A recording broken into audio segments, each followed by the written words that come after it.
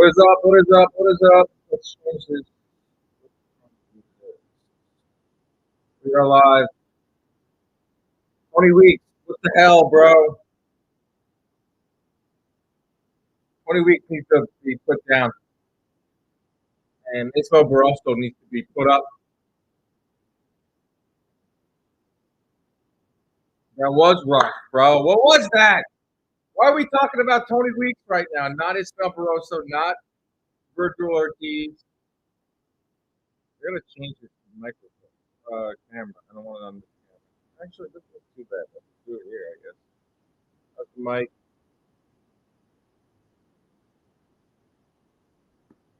Didn't have a chance to even catch it in the Ortiz fight. Well, yeah, you missed it because it lasted in 1 minute because Tony Weeks jumped in and stopped the fight.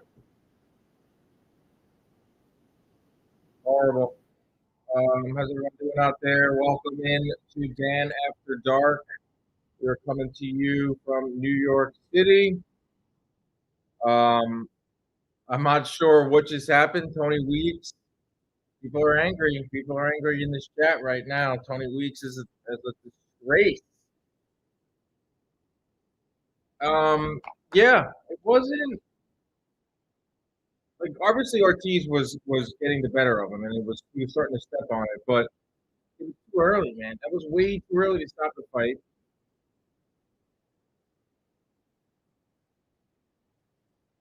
How could Tony Weeks be the same ref that did? Yeah, I know, man. That's just, we talked about this with Chris Algieri on the podcast. Like sometimes referees just lose it, man. They just lose it. It's like an old person when they got their license, like when they're driving, they just lose it. And when you're Tony Weeks and you're a referee and it's the most important job because your decisions literally could affect someone's health. Like you can get someone killed in there. And I think maybe he's thinking about that. You know, this is a two very, very premature stoppages for a guy that's in his mid-60s, who's seen it all, who's been there, done that. Like it's been part of some of the biggest fights. Tony Weeks is a lost man right now. See, this is boxing. This is why boxing pisses me off, man. Because we just saw like a beautiful thing. Ismael Barroso steals the night. A feel-good story. How many feel-good stories do we have in boxing? None.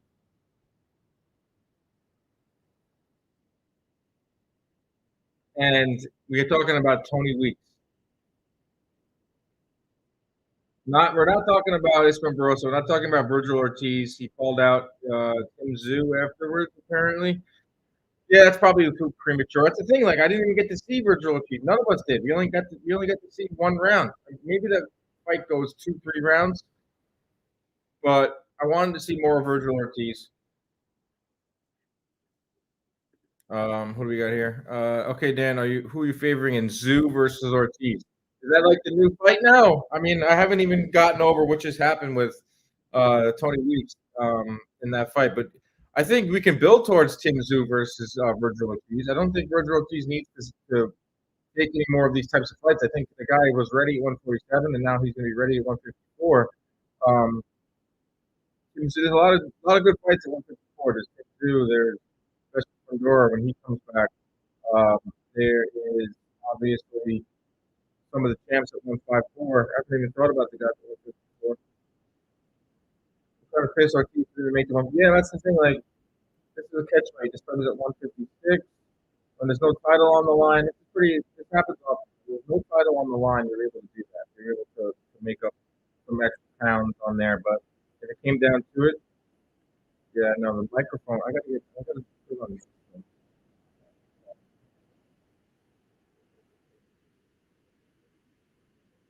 Yeah. 1 second, everybody.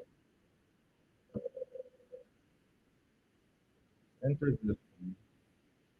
Let's shut this one down. Leave the. Boom. Bang. Let's go. Does it sound better? Yes, it does sound better. I know it does. That card was a judge. That card was not a dud. I mean, Ismael Barroso. What are we talking about? Dud. Ismael Barroso did the damn thing. So a fun fight. What do we got here? Is Ryan Garcia going to fight Rollies now that Barroso upset O'Hara Davies? I think Barroso is the interim champion. He should be fighting Rolly. Barroso could take some step aside money. I think he's probably more willing to take the step aside money than O'Hara Davies was. I don't think anyone wants to see Rolly versus Barroso again. I think a lot of people want to see Rolly versus Ryan.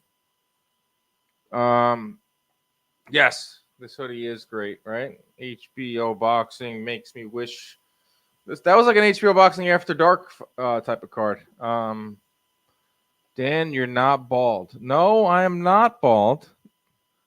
I have nightmares that I'm going bald, but I'm not bald yet. I mean, it is getting a little light in the middle part.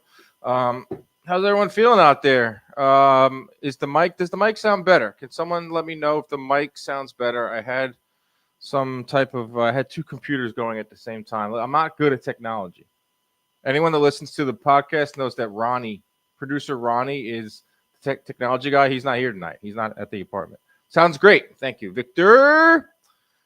This is fun. I used to do a lot of these Dan After Darks post-fight shows. I'm going to do a lot more of them this year. They're fun. I'm going to do a lot more live streams during the week. I want to do one live stream during the week, and then I want to do a couple live streams following fight nights so I can talk to everyone out there. There's nowhere for anyone to go after a fight. Like, there's no post-fight shows. Like, there's nothing out there for fans. Like, if the fight just ends and we're all just on Twitter, like, tweeting. So it's fun to get everyone in here and talk and do all that. Who should be next for Virgil? I don't know, man. One round is that sucks. Like, I'm sure he's going to want to get right back in there. This is a guy that's been out of the ring for 17 months. So he's going to want to get right back into the ring. I don't know if he should be fighting Tim Tszyu of the world or any of the big dogs at 154 just yet. Like, maybe end of the year? Maybe one more fight? Two more fights at 154? I have to look at the 154 rankings. Like, it's all throwing me off. Like, Jermell Charlo fighting at 168 and then getting in that trouble that he's in. Like, he's supposed to be the guy at 154, and I don't know what his deal is. Obviously, Tim Tszyu is definitely number one contender at 154. He's definitely the guy. There's a reason why Vergil Ortiz brought up Tim Tszyu's name. Cash App. Okay. Cash App? I don't have the Cash App. Appreciate this, Dan. Appreciate you, Victor, for being here with me on Dan After Dark. It's a great time. It's the best time. Mike Piazza in the chat. Mickey Piazza, former Yankee, former Met great, I should say. Thanks for hosting. Of course, bro. This is great. I love doing this. I guess Tim Tszyu is the story here, right? If I'm Tim Tszyu, I'm jumping on a Raw Virgil at 154. I don't know, man. Vergil Ortiz, he's throwing some of those combinations. The thing I love about Vergil Ortiz is he throws 3-4 punch combinations. He goes to the body, head body. It's great torque. It's great leverage on his punches. He's hungry. He's just great to be back at boxing. Like, this kid was a phenom at 147. He's such a good kid too, right? You see all the interviews, like, no nonsense. Likes to play the piano. Likes to play video games. Likes to just be a normal kid. He's just like a absolute vicious finisher. It was only a matter of time before he got Lawson out of there. I know we're going to talk about Tony Weeks a lot here, but Virgil did look good in that one round.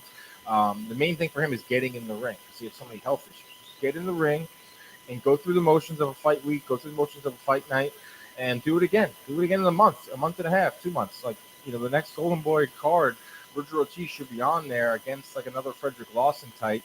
Then you can start building towards the Tim Tszyu of the world. Lubin, okay. I like that name, even though I thought Lubin lost his last fight.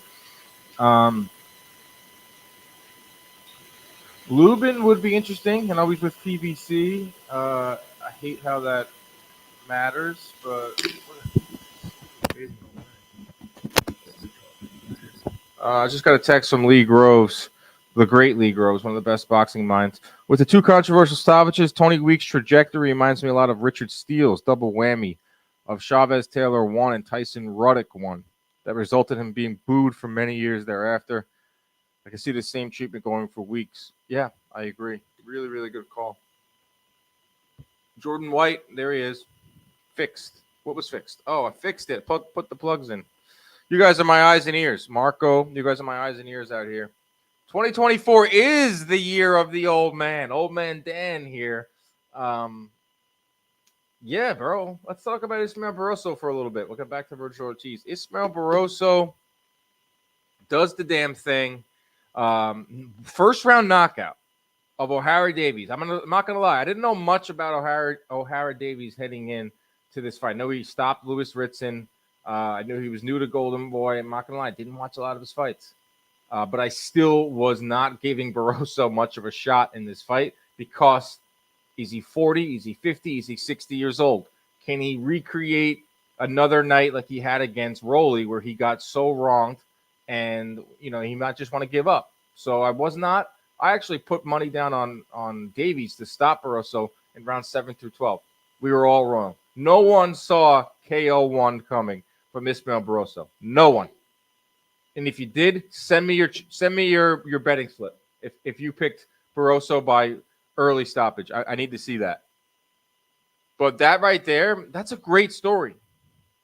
Excuse me, Ismael Barroso, awesome story. They're talking about a guy that 8-9 years ago was stopped by Anthony Crolla and battled his way back into title contention. Gets the fight with Rolly. We all know what happened there. He got wronged in that fight. Gets back to it. And then stops O'Hara Davies, leaves nothing to the judges, nothing to the referees. And now he's going to find himself either in a $1 million fight or a scenario where he's paid an exorbitant amount of money just to step aside. You love to see that in boxing. Guys like him, we see these stories way too often where a guy gets wronged, a guy gets cheated out of a win, never hear from him again, can never get his career back on track. Barroso's got his career back on track. He's going to make a boatload of money on the way out. Thumbs up to that. Ismael Barroso needs to fight winner of Garcia Rollies. Get a dog a nice pet. See, that's not a bad move there. That's not a bad move. Barroso. All right, let Ryan and Rolly fight next for the title. Pay step aside fee to Barroso. Barroso gets in the mix for a championship to fight the winner. That's a double whammy for Barroso. That's a double win. Gets paid for a step aside. Gets paid to fight one of the winners. Like, I don't know if he'll get that winner, but what is going on, Jasmine? It's 9 p.m. and the card is over. That's a great thing. Go out. Go to the bar. It's 11 p.m. here on the East Coast. I'm all for these 8 o'clock starts on DAZN. DAZN got it right. 8 o'clock start. That card was moved along perfectly. Yeah, there was 2 first round stoppages. Barboza got a stoppage. Arnold Barboza in like the 5th round. The first fight had a stoppage too, so it was a lot of stoppages. But 8 o'clock start on the East Coast, yes. That main event started at like 10:15. That's how it should all be.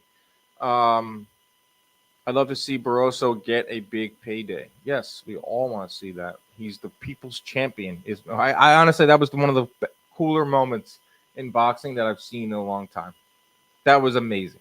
The first round is what makes it great. Like, if he would have won like a decision, like, it would have been great too. But just the fact that he did it in the first round, with just an absolute monster left,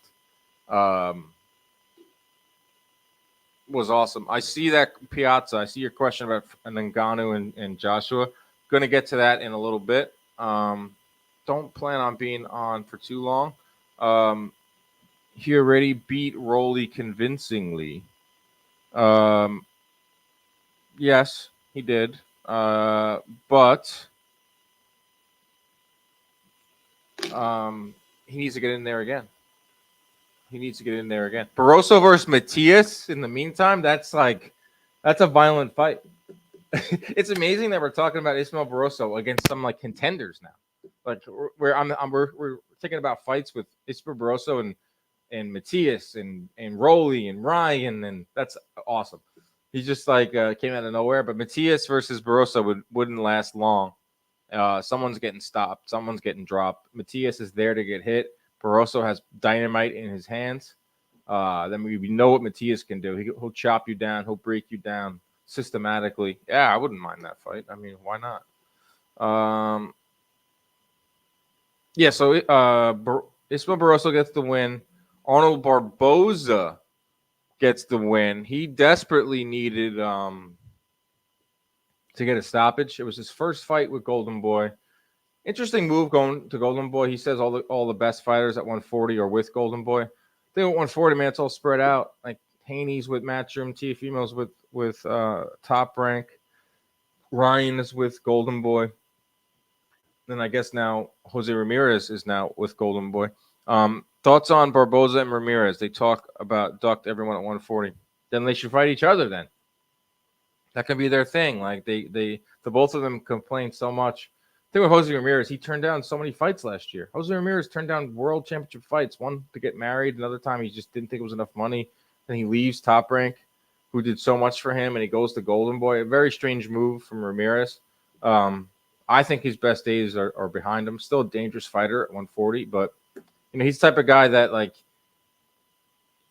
he will always get a big fight because he's a name, but I just don't see him beating any of the top guys at 140. He'll hang around, but he'll never get over the hump. For Barboza, it's the same thing with him too. Like, he's 32 years old. Like he has 30 plus fights, and he still hasn't like gotten a title fight. He still hasn't gotten like a top contender. The guy he fought tonight, he was just so much better than, and just was the skill level wasn't even the same. I understand it was like a stay busy fight, but Barboza, man, get your career on track. Same thing with Ramirez, like interesting. What else we got? Inside Boxing Live, salute to you, my friend. I'm happy to see everyone in here. This is cool. Barboso versus the Martini. Algieri would be fire. Let's get Algieri out of retirement. I don't know, like Chris. I don't want to put words in his mouth. I don't think Chris Algieri will ever fight again. But maybe he comes out of retirement. He wants to fight. He wants to fight the man. Ortiz fight was weird. Yeah, it was weird. It was very weird. 20 weeks ruined it. 20 weeks ruined a good time. We had good time. We had good vibes from the Barroso fight. I didn't think Lawson was going to put up much of a fight. I think it would have probably ended inside of 6. I did bet Ortiz inside of 6 rounds. But 20 weeks ruined it. Barroso would sleep Chris Algieri. I don't know. Algieri hasn't fought in like 3 years, and he's a media mogul now. So, yeah. What else we got here? Chris versus Khan would be a good fight. He already did fight Amir Khan. Chris fought Amir Khan in 2016. It's the one fight that Chris believes that he won, and he was wronged. But that's that. Back to 140. And what's going on with 140? Ryan and Rolly. I like Ryan versus Rolly. Okay, so Ryan Garcia today tweeted that I've informed my team, Golden Boy, that I want to fight.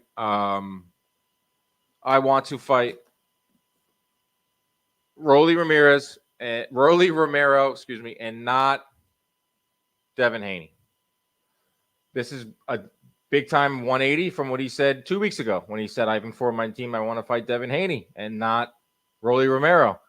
A lot of people out there didn't understand that move. Like Ryan Garcia versus Devin Haney is a fun fight. It's a big fight. It's a marketable fight, but it doesn't really make sense for Ryan Garcia's career right now. What makes sense for Ryan Garcia is to fight Rolly Romero next. If we figure out what happens with this whole belt situation. If Ryan versus Rolly has a belt attached to it, great.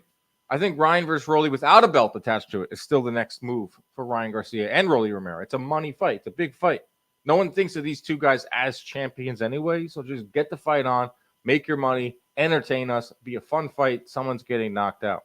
If there is a title connected to it, and that changes in a big way, because there's a good chance that Rolly gets reinstated and goes right back up to full champion at WBA, then if Ryan can beat Rolly, Devin Haney will always be there. The Devin Haney fight will be there. That's what makes more sense. Ryan, get another training campaign with Derek James. You can beat Rolly Romero, get a title, maybe with the WBA. All of a sudden, Ryan versus Devin Haney is a unification fight for the end of 2024. Or you can fight Teofimo Lopez, which I know that Top Rank is willing to make that fight. Listen, all these promotions want to do business with Ryan Garcia. They know that he's a star. Now, it's interesting because we saw over the weekend Ryan Garcia and Floyd Mayweather spending a lot of time together in Las Vegas, going on some 2 a.m. run through Las Vegas. Obviously, we know Rolly Romero is signed to Mayweather Promotions. Was Floyd in the ear of Ryan Garcia? Did he tell him, listen, don't fight Devin Haney? Devin Haney's not a star. That came out over the weekend, too. Floyd Mayweather on camera saying Devin Haney ain't a star. Ryan Garcia is. So did Floyd get into the ear of Ryan Garcia? Obviously, we know Ryan Garcia can be manipulated at times. He has a lot of people in his ear. Besides Oscar De La Hoya, he has his lawyer. He has his parents. He has now Floyd Mayweather. He's got a lot of cooks in the kitchen telling him what he should do. And someone in there told him, don't fight Devin Haney next. Fight Rolly Romero next. I honestly think it's the right move. I don't think it's a good look on Ryan's case because he came out and called for the Haney fight, made such a big deal about it. Haney was tweeting about it. It almost seemed like it was a done deal. It just doesn't make Ryan look good that he's backtracking, even though I think it's the right career move. For Haney, he's got himself in a difficult position now because his mandatories, Sandor Martin, Richardson Hitchens, those are perfectly fine fights. They're not big fights. He's not making the same type of money, Haney, against Hitchens or Sandor Martin than he would against Ryan Garcia. They're not really fan-friendly fights. Richardson Hitchens pretty much fights the same exact way that Devin Haney does. That's not a fight that's going to be aesthetically pleasing. So Haney needs Ryan Garcia. I do believe that. We know that Haney has problems with pay-per-view sales and drumming up interest. Great fighter, but I think that Haney needs Ryan Garcia. I don't know if he wants to admit that. I don't know if his ego will let him, but you need a dance partner, someone that can sell pay-per-views and move the needle. So I'm interested to see what Devin Haney does next because those aren't big fights. And that's what I think about Ryan Garcia and Devin Haney. We'll have a lot more thoughts on that on Monday's podcast with Chris Algieri. So let's get to some of the comments here about Ryan Garcia. Ryan needs to fight one or two more times and go into media, maybe a sitcom. Or you see, I'm so tired of these comments. Come on, guys. It's just Ryan needs to just focus on Instagram and focus on his fight. Like he's a boxer. What is he? He's showing you that he's a boxer. He's with Derek James. Just had a fight against Oscar Duarte. He's going to fight again in the spring. Yeah, obviously he's going to have a nice career after boxing, whether he wants to get into modeling or acting. Like a lot of fighters would wish to have Ryan Garcia's out of the ring possibilities. So I hate when people say that. I would put my money on Barroso over Ryan. I mean, he's the hot topic right now. Ismael Barroso is hot in the streets. He's got an unbelievable power in his hands. Here, yes, Piazza, I agree. Garcia versus Romero pressers will be must-see TV. Yes, this is a marketable fight. Ryan versus Rolly is a very, very marketable fight. It's two guys that fought Tank, so they have that. Yes, they both got stopped by Tank. There are kids in my office at John Boyd Media who know who Rolly is. There's not a lot of fighters out there that casual sports fans know. Rolly is one of them because of his antics during the Tank fight and his ridiculousness. Obviously, everyone knows Ryan Garcia. Some fights just make sense. Like skill-wise, they're about the same. Like they're very marketable. They're going to be great at press conference. This fight makes all the sense in the world. Brendan Ford, what's up, buddy? What's going on? Got to have another party in New York City and get you out to that one. Teofimo versus Subriel Matias in New York City, Puerto Rican Day Parade. Yes, that's the next party. I do think that Teofimo versus Subriel Matias will happen in June. Matias wanted to fight this time around, hand broken, has to get surgery. Teofimo fights Jermaine Ortiz in February, then fights Matias at Puerto Rican Day weekend. We'll have a big party in New York City before it, and we'll have a grand old time. Let's see here. What do we got here?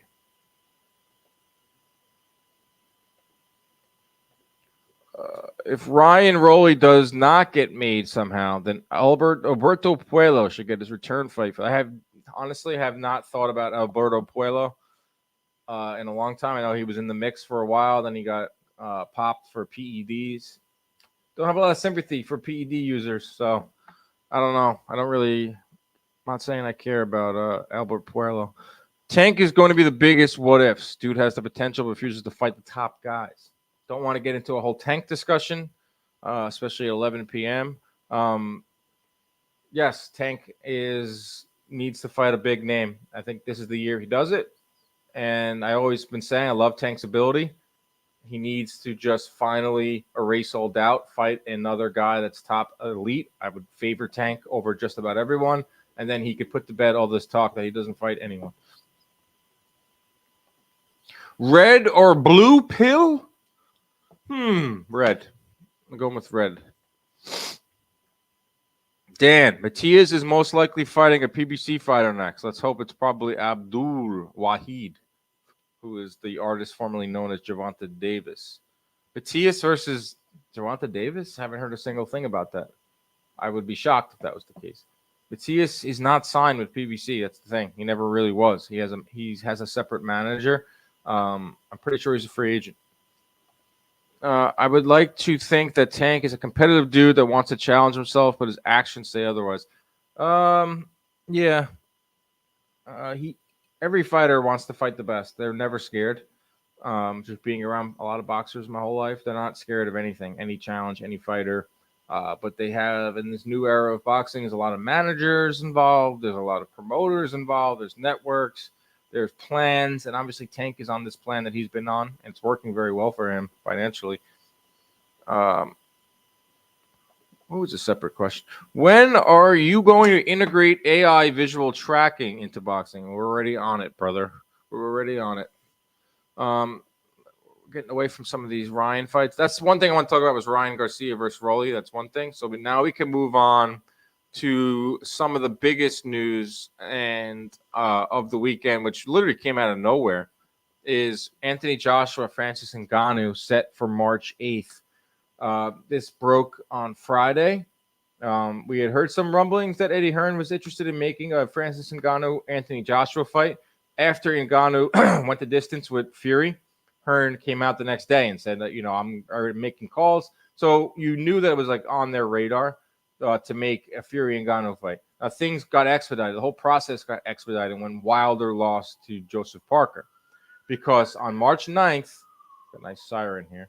On March 9th or March 8th, the Saudis want to stage a big fight. And when the Saudis want to do something, they throw out money and people listen and fights are made within seconds. So with Wilder losing to Parker, Joshua winning against Wallin, Ngannou floating around out there, he has already fought with in Saudi Arabia. Boom. The Team Saudi says, all right, we want Ngannou versus Joshua. Here's what we're willing to pay. Frank Warren and Eddie Hearn go, okay, boom, fight made. It's amazing, the Saudi Arabian, these deals that they're making, because it just shows that if you have enough money, any fight can be made so quickly. This fight was negotiated, announced in like 24 hours. And it also just shows you that what stops fights from happening is money, obviously. When negotiations get dragged out, it's because they don't have the money that the Saudis have to just throw at these fights. I love Francis Ngannou versus Anthony Joshua. If Fury and Usyk are going to be tangled up fighting in February, Joshua could obviously fight Filip Hrgovic and win a title, or he could take the easier fight and make 5 times more to fight Francis Ngannou. No brainer. Now, I hated Fury versus Ngannou because a number of reasons. Tyson Fury still is the heavyweight champ, and he did not sign on the dotted line to fight Usyk before he fought Ngannou. So number one, I hated it from that standpoint. Number two, I didn't know what Francis Ngannou would have inside of the ring. We do now know that he is very capable. He dropped Tyson Fury. He is a capable heavyweight, and I now give him a lot more respect. Another reason why I like this fight is Anthony Joshua has been staying active. He fought 3 times last year. Going to stay active again against Ngannou. He's going to make his money. It's prize fighting. It's not like he's inactive. So Tyson Fury was inactive, was the heavyweight champion, and wasn't giving us the fight we wanted against Usyk. He got dropped. Ngannou is a lot better than we thought. Joshua is very active and is going to stay sharp. There's no reason why you should hate this fight. Here we go. I like that Wilder versus Big Bang scrap. I hope it happens. I see Wilder folding the homie. Okay. Haven't seen too many people picking Wilder. The fight that I really like, Deontay Wilder versus Joe Joyce. That's the fight we always wanted to see. For 2 or 3 years, we made jokes about if Deontay Wilder landed his right hand on Joe Joyce, who before getting stopped twice by Zhang, I still think he has a good chin. But right, it was like, how would a Wilder right hand do against Joe Joyce's crazy strong chin? Now with Joe Joyce being with Queensberry and Queensberry working alongside with Deontay Wilder, like that fight makes sense. Joe Joyce Wilder makes sense to me because both are coming off of losses. Both need to rehab their image and their careers. Like Zhilei Zhang versus Wilder, obviously I'd watch, but it doesn't really make much sense. Like Zhang, I guess, can get his big payday. I don't know if Wilder takes that fight. I think Zhang walks through him, to be honest. I know people out there think that Wilder could beat Zhang because Zhang is flat-footed. Yo, Zhang, you're sleeping on him, man. You're sleeping on his boxing abilities. Fucking southpaw with insane power. Like, there's no way he'll be able to, Wilder will be able to land on Zhang. Wilder folds Joyce too. Joyce is going to get hit by absolutely everything. No D. I love that fight too. Yeah, that's what I mean. Like, it's a fun fight. Like, it's a fun fight. Wilder could easily beat Joyce. Joyce could easily outbox Wilder. And that's why we want to fight, right? Watch fights, right? 50-50. Is that what you want to see? 50-50 fights. Mike Piazza, Zhang is on the card. Zhang is 100% going to be on the card, on the Fury Ngannou card, March 8th, which is a Friday.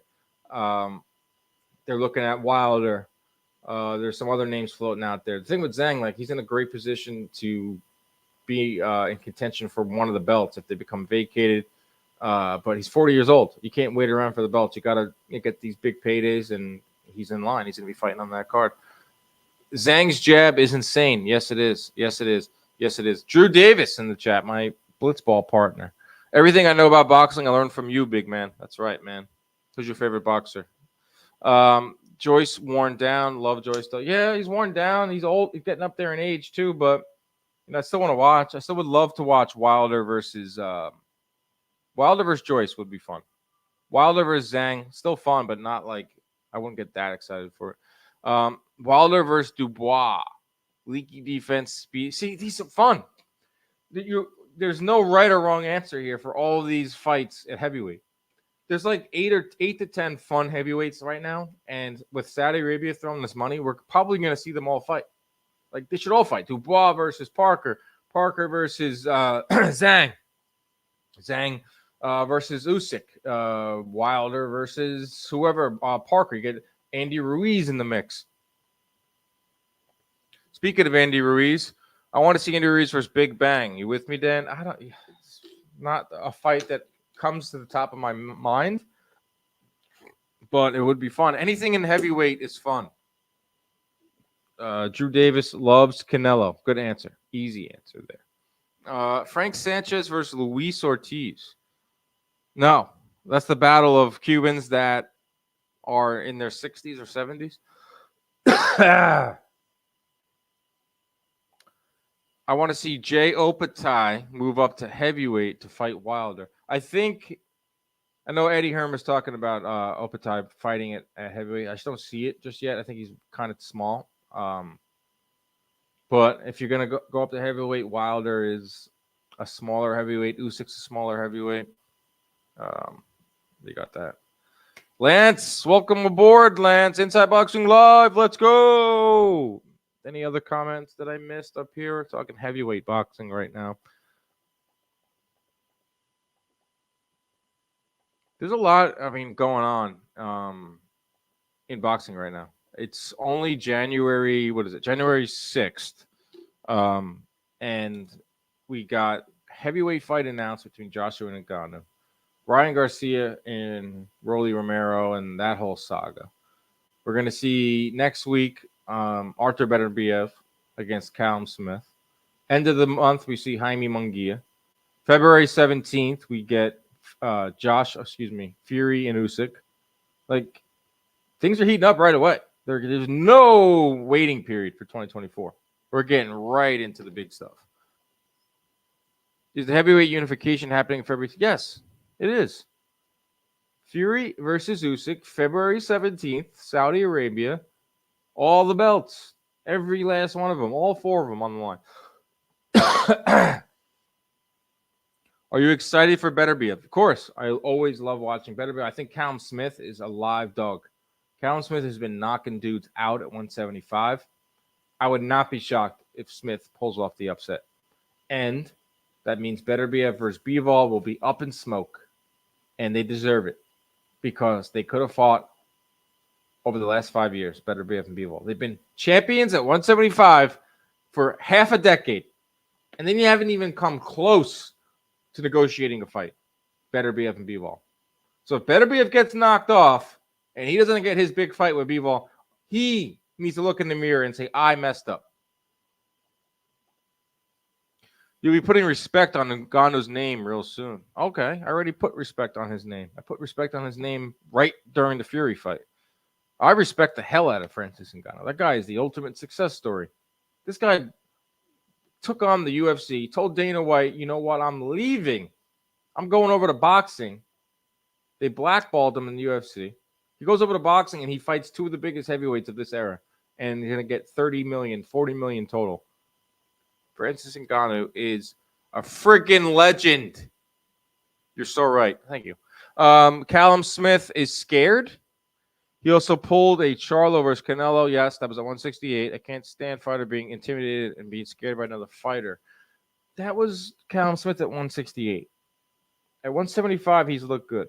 He has big punching ability. Beterbiev can be hit.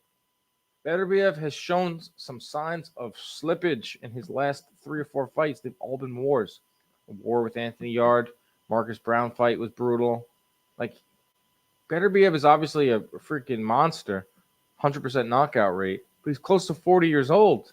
Father time. Ticking. Beterbiev is goated. Yeah, he is.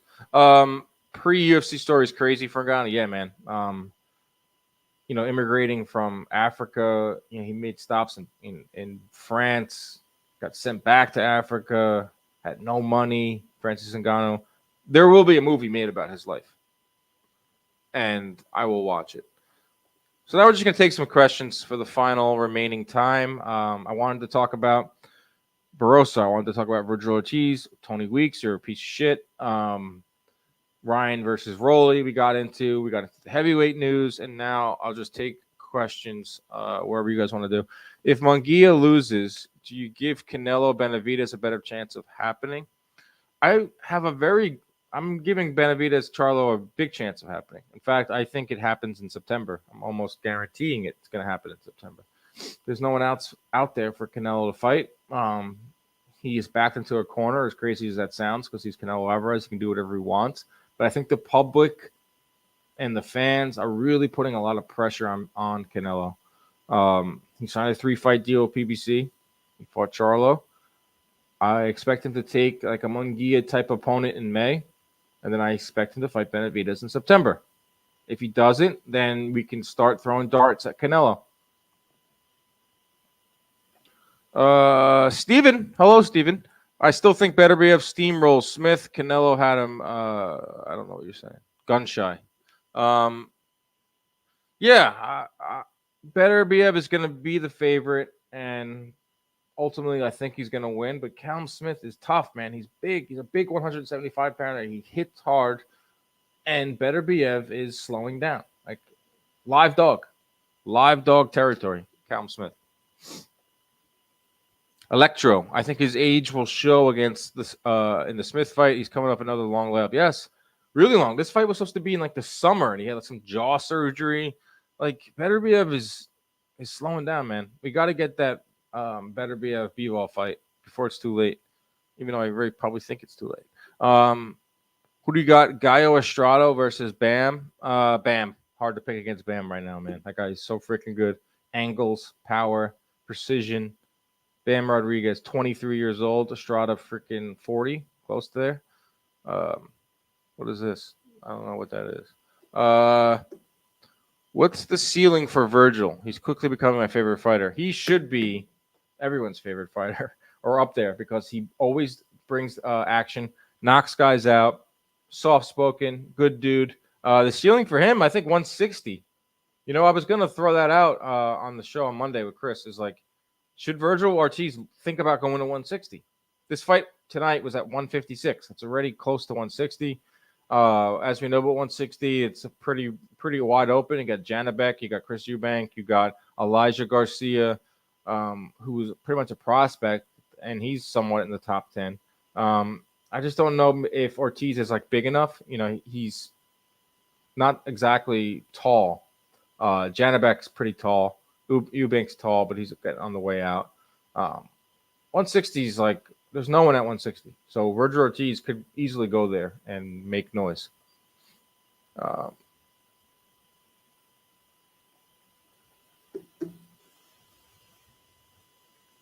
If AJ pulls the trigger like Wally fight, I think he blasts Ngannou out of there. Do you see a distance fight? It's only a 10-round fight.